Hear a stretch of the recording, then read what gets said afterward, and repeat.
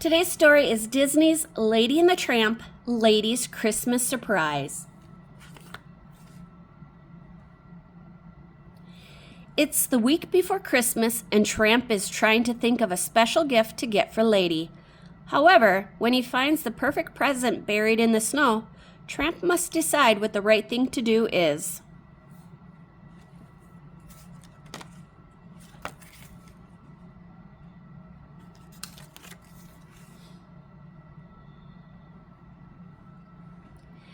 It was the week before Christmas. Tramp and the puppies gathered beneath Jim and Darling's brightly decorated tree. "You all know what holiday is coming up, right?"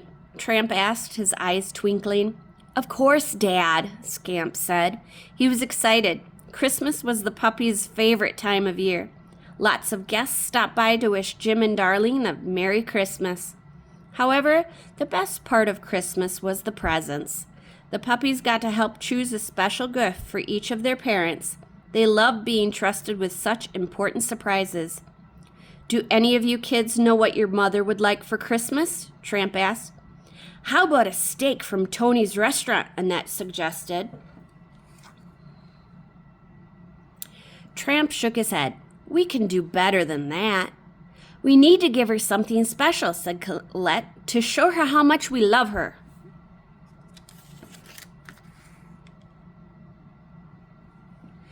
"Why don't you ask her what she'd like?" asked Scamp, his voice muffled. He was chewing on a bone.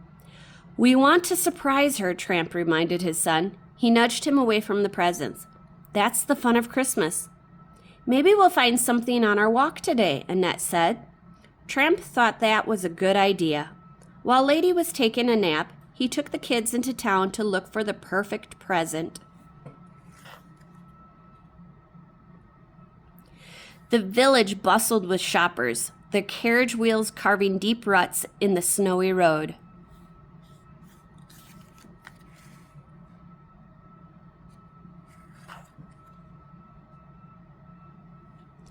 The dogs rambled up and down the avenue, looking in all the shop windows.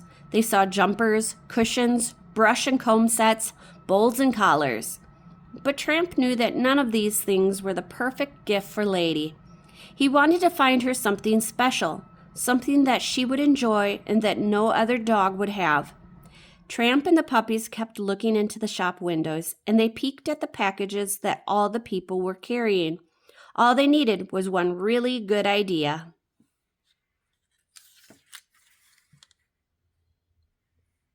When the sun started to sink in the sky, Tramp turned to the puppies and said, "We'd better head for the alleys and dig something from the trash." As they crossed the road, Tramp noticed something sparkling in the snow. It was much brighter than an icicle. He turned it over with his paw. "Holy ham bones!" he cried. It was a gold and diamond necklace.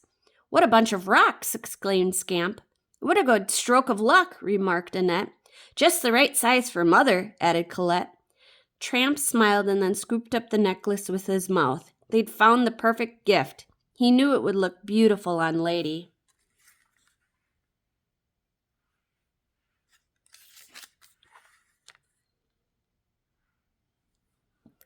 Suddenly, Tramp felt worried and dropped the necklace into the snow. It sparkled in the icy crystals. He frowned.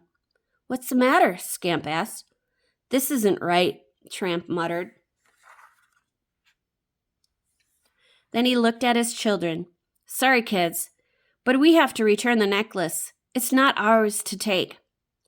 "But where would we go to return it?" Colette asked. "Yeah, it was just here in the snow," Annette said. "How would we even find the owner?"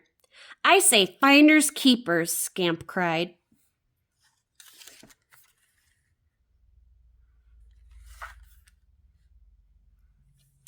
"Come on now, kids," Tramp said. "We can take it to the police. They'll know who to return it to." With the puppies following, Tramp bounded down the snowy street to the local police station.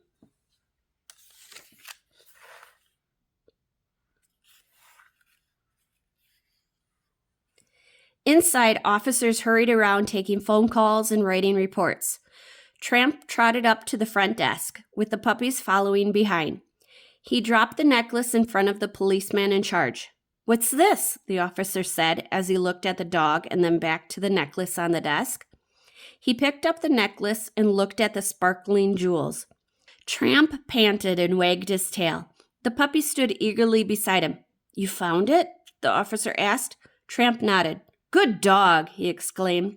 The policeman took the necklace and began filling out his report while Tramp and the puppies watched.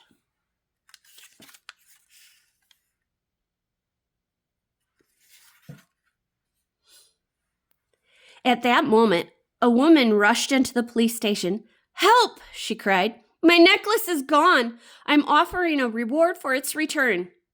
The policeman smiled at the woman and held out the necklace. "Is this yours?" he asked. He pointed to Tramp.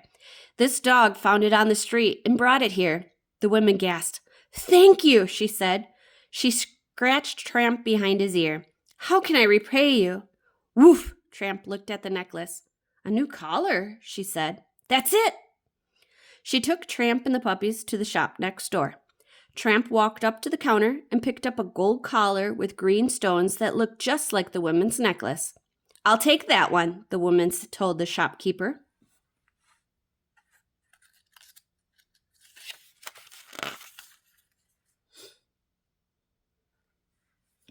Christmas morning came and the family gathered to open presents. Jim and Darlene sat back and watched as the dogs sniffed each of the gift-wrapped parcels. Lady tore open the wrapping on her gift. As the paper fell away, her face lit up. "You shouldn't have," she cried. Her eyes sparkled. Lady dipped her head as Darlene reached forwards to fasten the collar around her neck.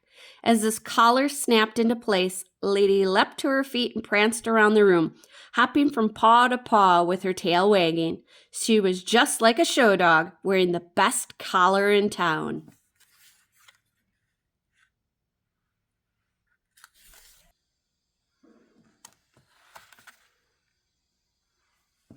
"I love my new collar," Lady said. "What a wonderful Christmas surprise. But I love my family even more." She nuzzled Tramp and each of the puppies. "Merry Christmas, Mother," said the puppies. Together, they'd made it a very Merry Christmas indeed. The end. Thanks for listening. Bye.